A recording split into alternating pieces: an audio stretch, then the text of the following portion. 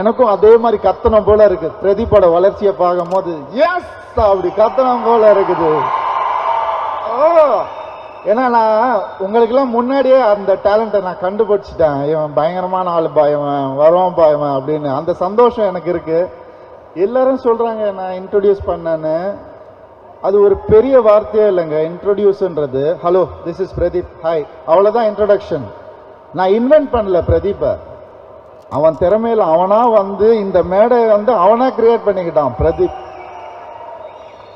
நான் ஒரு இன்ட்ரோடியூஸ் தான் பண்ணேன். எப்படி ஹல் இதான் பிரதீப் வாங்க பாருங்க, அவ்வளோதான். நான் எதுவுமே பண்ணல. அவன் திறமைசாலி, அவன் புத்திசாலி. நான் முதல்ல சொன்னேன், கோமாளி சக்ஸஸ் மீட்ல சொன்னேன், ப்ரொடியூசர் எல்லாருக்கும் சக்ஸஸ் மீட்ல கோல்டு கொடுத்தாரு. சார் நீங்கள் எல்லாருக்கும் கோல்டு கொடுக்குறீங்க, எனக்கு ஒரு பிளாட்டினம் கொடுத்துருக்கீங்க சார் அப்படின்னு நான் சொன்னேன். ஸோ எப்போவுமே அந்த பாசம் நேசம் எப்போவுமே இருக்கும். அதே மாதிரி கத்திட்டே இருப்பேன். நிறைய நல்ல படம் பண்ணு. வேறு எங்கேயும் எனக்கு போக மனசு இல்லை. என் சென்னை தான் எனக்கு வேணும். என் சென்னை மக்களோட ஜாலியாக இங்கே தான் இருப்பேன் நான். இதுதான் என் லைஃப். என் லைஃப் வந்து ஒரு அழகாக இங்கே என்னால் பார்க்க முடியுது. என்னை சுற்றி என்னை லவ் பண்ணுறவங்க, என்னை சுற்றி நான் நல்லா இருக்கணும்னு நினைக்கிறவங்க, என்னை சுற்றி நல்ல படம் பண்ணுறவங்க, இதுக்கு மேலே எங்கே போகிறது சொல்லுங்கள்? நம்ம தமிழ்நாட்டில் தான் இருப்பேன் நான், நம்ம சென்னையில் தான் இருப்பேன். வேற எவ்வளோ கொடுத்தாலும் வேற எந்த ஊருக்கும் என்னால் போக முடியாது.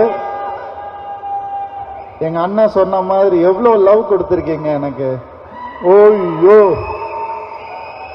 இதெல்லாம் நான் நடித்ததுனாலாம் கிடையாது. இதெல்லாம் உங்களுடைய பிளெஸ்ஸிங் தான், வேற எதுவுமே கிடையாது. அவர் சொல்லுவார் நான் கஷ்டப்பட்டு வந்தேன், இவங்க லவ் அதெல்லாம் ஃபேமிலி வந்து அவங்களுக்கு தெரியும்.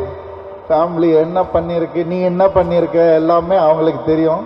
நீங்கள்லாம் இல்லாமல் நான் இல்லவே இல்லை, அதான் உண்மை. அவங்க அது வேற ஒரு பாசம், அது வேற ஒரு ரிலேஷன்ஷிப். தைரியமா தனி ஒருவன் ஆரம்பிச்சப்ப தைரியமா சொன்னாரு நான் தனி ஒருவன் ஒரு படம் பண்ண போறேன்னு. அதுக்கப்புறமா தைரியமா 2004ல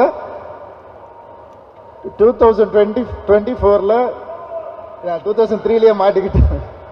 2024ல தைரியமா சொல்லிட்டாரு வரோண்டா அப்படின்னு சொல்லிட்டாரு தனி ஒருவன் 2ல. ஸோ எதிர்பார்த்துட்டு இருக்கோம்.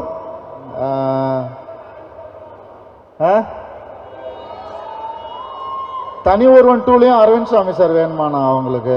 நம்ம இந்த தலையை வச்சு இப்படி மறைச்சிக்கிறாரு விடிவி கணேஷ் வந்து நம்மளை பத்தி ஏதாவது சொல்லிடுவானேன்னு.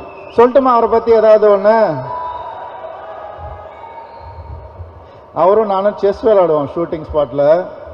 ஒரு தோல்வியை எப்படி எடுத்துக்கிறதுன்னு அவர்கிட்ட தான் கத்துக்கணும். ஒரு மனுஷன் எல்லா கேமும் தோத்து போவாரு, எப்பயாவது ஒரு கேம் வின் பண்ணிட்டா எப்படி ஒரு கான்ஃபிடன்ஸ் அப்ப பார்க்கணும். நீங்க பாத்தியா எப்படி? ஆனா தோத்து போனா யாருக்கும் தெரியாம அமைதியா அந்த இடத்த விட்டு அப்படியே நான் மைக்ல சொல்லிடுவேன், அமைதியெல்லாம் போக முடியாது. நீங்க இன்னைக்கு யாரும் வந்து விடிவி பக்கத்துல போகாதீங்க, அவர் அழுதுட்டு இருக்காரு பாவம் அப்படின்னு. பெட் மேட்ச்லாம் வைப்பாரு. So very friendly. I am so happy that he has come here for us. Thank you sir, thank you so much.